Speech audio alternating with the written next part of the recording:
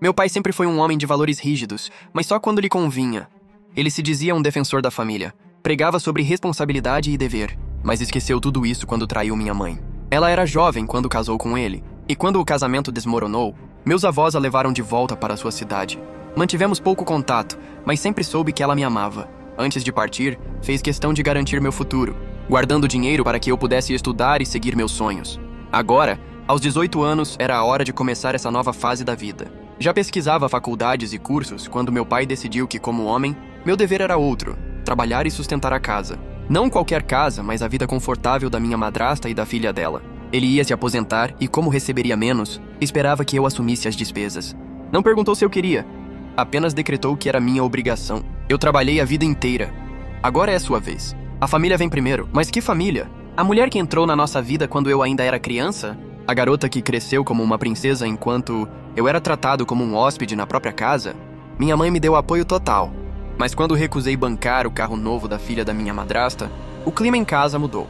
Olhares tortos, sussurros, jantares silenciosos. Então, uma semana depois, lá estava ela, dirigindo um carro zero. Fiquei desconfiado. De onde saiu esse dinheiro? Meu pai não tinha mais salário. E eu não dei nada. Foi aí que comecei a investigar. Descobri que meu pai tinha acesso à conta que minha mãe abriu para mim e vinha tirando dinheiro há anos. O carro dela?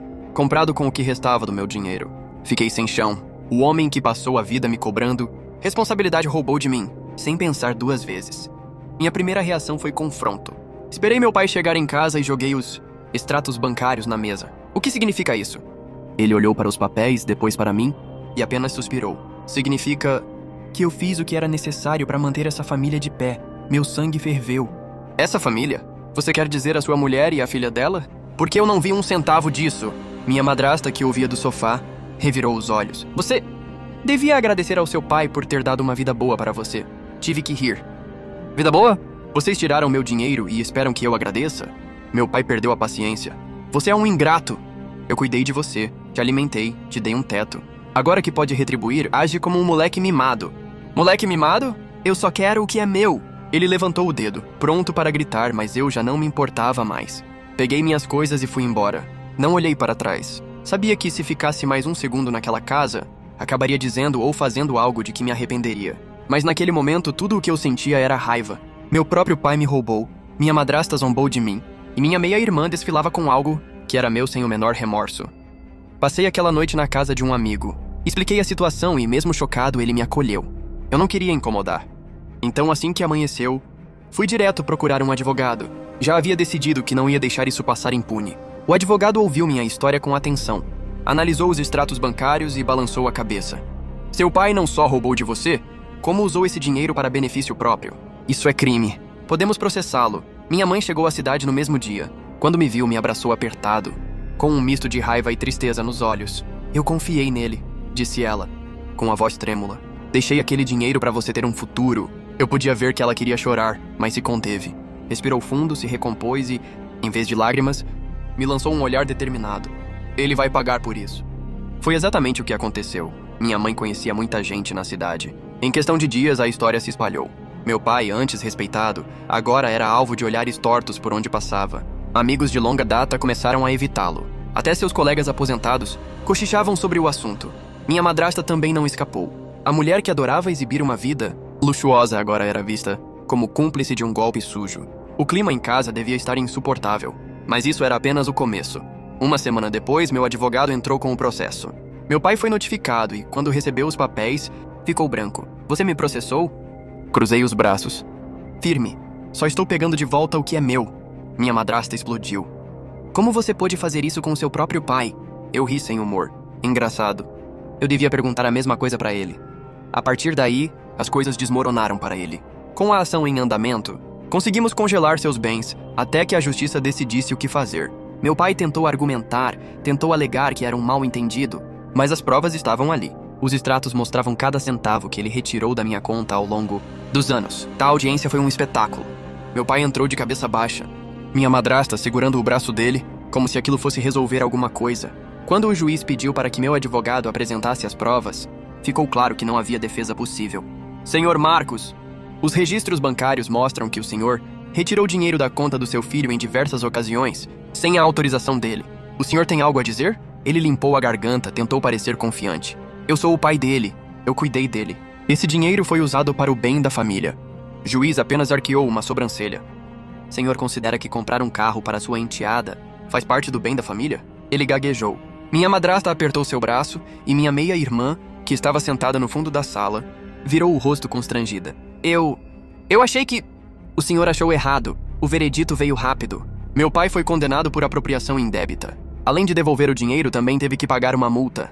Mas a pior parte foi a humilhação pública. Ele, que sempre se orgulhou de sua imagem, agora era um criminoso condenado. Minha madrasta também foi indiciada como cúmplice.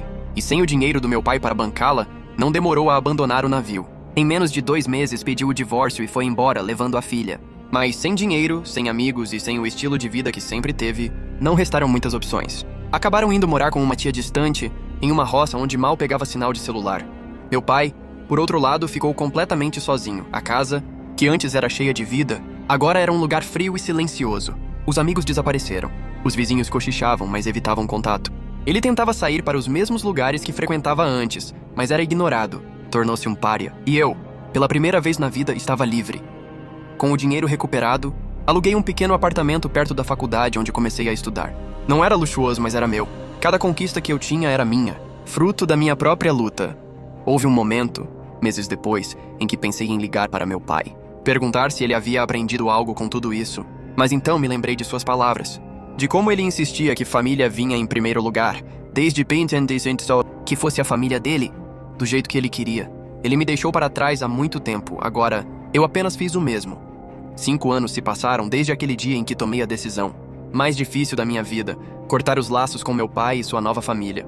Ao longo desse tempo, o peso da minha escolha foi tanto quanto a leveza de saber que finalmente tinha tomado o controle da minha vida. Estava formado, o diploma finalmente estava em minhas mãos. A faculdade não foi fácil, mas acredite, a sensação de ter superado tudo o que vivi foi indescritível. Conquistei um trabalho bem remunerado, algo que eu nunca teria imaginado, enquanto ainda morava sob o teto dele. Nos primeiros meses após a formatura, ainda carregava em minha mente os vestígios de tudo. O que havia acontecido, as traições, as manipulações, as falsas promessas. Mesmo com o sucesso que alcançava, a raiva que eu sentia por ele nunca desapareceu completamente. Às vezes, sentia uma pontada de arrependimento por não ter tentado entender, por não ter dado a chance de um último diálogo. Mas a verdade era que, quando ele me tratou como um objeto, eu percebi que não havia mais espaço para mim naquela relação. Estava decidido a seguir em frente. Foi quando recebi uma ligação inesperada. Era meu pai. O número piscava na tela do meu celular e eu hesitei. 5 anos sem saber de sua vida, e agora ele me procurava. Meu coração bateu mais forte, mas não por causa de saudade. Era uma mistura de ansiedade e ceticismo. Eu sabia que não era bom sinal, mas ao mesmo tempo, algo dentro de mim queria saber o que ele tinha a dizer. Respirei fundo, tomei coragem e atendi. Filho, preciso falar com você. A voz dele estava diferente, sem aquela arrogância de sempre. Era uma voz frágil, cheia de hesitação.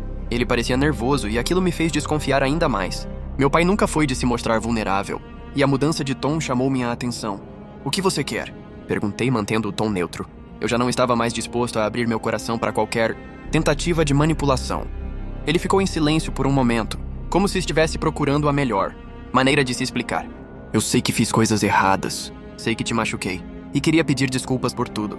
Ele suspirou e eu pude ouvir um certo desconforto na sua voz. Não era a voz de quem estava arrependido de verdade. Era mais uma tentativa de amenizar a culpa.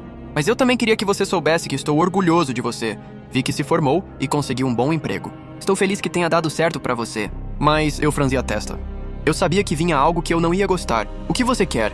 Repeti, agora mais impaciente. Não fazia sentido ele começar com elogios e depois lançar algum pedido. Estava na cara que ele queria algo. Eu e a sua madrasta, bem... As coisas não estão bem para a gente. Bianca tem esse sonho de fazer faculdade de moda. Ela sempre gostou disso, e eu sei que ela tem muito talento. O problema é que a gente não tem dinheiro para bancar. Eu sei que você está bem agora, que você tem uma boa estabilidade, e pensei que talvez você poderia nos ajudar. Eu ri, uma risada amarga, quase sem querer. Você está me pedindo dinheiro, pai? Para a filha da sua nova esposa? A mesma menina que me tratava como um estranho dentro da própria casa? A menina que sempre teve tudo o que queria, enquanto eu mal conseguia sustentar a mim mesmo? E agora você quer que eu pague a faculdade dela? Do outro lado da linha, ele ficou em silêncio por alguns segundos. Parecia que estava tentando articular as palavras, mas eu já sabia a resposta. Ele tentava me manipular novamente, como sempre fez. Eu sei que você está ressentido, Mas essa não é a questão, filho. Eu realmente queria que você ajudasse. A Bianca tem um talento enorme e a faculdade de moda poderia mudar a vida dela. Além disso, como pai, sinto que você deve isso a nós. A sua madrasta, a Bianca. Você é parte da nossa família. Essa palavra família fez minha respiração falhar por um segundo. A palavra que ele usou para justificar todas as suas atitudes egoístas, para esconder os abusos e os roubos que cometeu ao longo dos anos. Ele queria que eu fosse responsável por essa família, como se eu tivesse que pagar pelo que eles não conseguiam oferecer. Família? Você não sabe o significado dessa palavra, pai. Eu não sou o seu pagador de contas, nem seu substituto para a falta de responsabilidade que você tem com as pessoas ao seu redor. Eu já paguei o preço por ser seu filho. Não vou continuar bancando os erros que você cometeu. Havia um tom de desesperança na voz dele, uma súplica que ele provavelmente não tinha utilizado antes. Eu só estou tentando fazer o melhor para todos aqui. Não entendo por que você não pode ajudar. Você tem tanto agora. O que eu tenho agora é fruto do meu esforço. Não foi fácil chegar até aqui. E eu não vou usar o que conquistei para alimentar as ambições de quem me traiu, me manipulou e me roubou. Eu não sou mais aquele garoto que você usou. E você não vai mais usar o laço familiar como desculpa para conseguir o que quer. Eu não sabia o que mais ele poderia dizer. As palavras que ele estava tentando encontrar eram vazias. Eu já tinha tomado a minha decisão. Quando desliguei o telefone, o peso que senti foi de alívio. Talvez ele não fosse o homem que eu achava que fosse, mas eu sabia que, naquele momento, estava finalmente livre para seguir em frente. Eu havia conquistado minha independência e a paz que tanto buscava. Ele ficou no passado, e eu seguiria em frente, focado em meu futuro. O pedido dele não me abalou. Eu sabia que, se me deixasse envolver de novo, estaria voltando àquela prisão emocional que havia me destruído. Agora minha vida estava em minhas mãos, e eu tomaria as rédeas dela sem mais compromissos com um passado que só me fez mal. O telefone tocou novamente algumas semanas depois. Eu ignorei. O telefone tocou novamente algumas semanas depois. Eu estava no escritório, revisando alguns projetos, quando o som do celular interrompeu a quietude da sala. Era ele novamente, meu pai. Mais uma vez hesitei. O mesmo número que eu já conhecia bem. A sensação de alívio que eu sentira na primeira vez em que havia desligado, a chamada veio à tona novamente, mas dessa vez não foi tão simples ignorá-lo. Algo dentro de mim, talvez uma última esperança de que ele tivesse realmente mudado, me fez decidir atender. Alô? Minha voz soou fria, sem nenhum vestígio de afeto. Do outro lado, uma voz mais calma, quase arrependida, respondeu. Filho, eu sei que você não quer falar comigo, mas eu estou doente. Eu sei que fiz coisas horríveis, e se você não me perdoar, eu entendo. Mas preciso de você de alguma forma. Preciso de um pouco de ajuda. Eu não tenho mais ninguém. Aquelas palavras me atingiram como um soco no estômago. Não foi a tristeza ou o remorso que ele demonstrava, mas o tom de desespero. Ele estava enfraquecido, não só fisicamente, mas também emocionalmente. Talvez o peso da culpa tivesse finalmente caído sobre seus ombros. Eu podia ouvir a dor em sua voz, mas também sabia que ele nunca foi bom em admitir seus erros de verdade. Eu respirei fundo antes de responder, tentando me manter firme. Eu não vou ser a sua tábua de salvação, pai. Você teve todo o tempo do mundo para mudar, para pedir perdão de verdade. Mas não, você preferiu usar as pessoas ao seu redor como ferramentas para alcançar os seus próprios objetivos. Ele tentou interromper, mas eu continuei.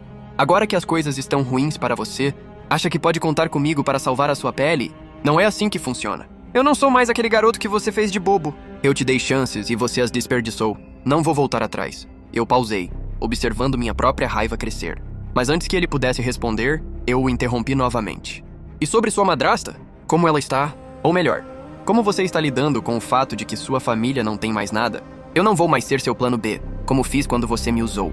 Eu já paguei um preço muito alto, e o que aprendi é que as únicas pessoas que posso contar são aquelas que realmente se importam comigo. E você não se importa, pai. Você nunca se importou. Do outro lado da linha, o silêncio pesou.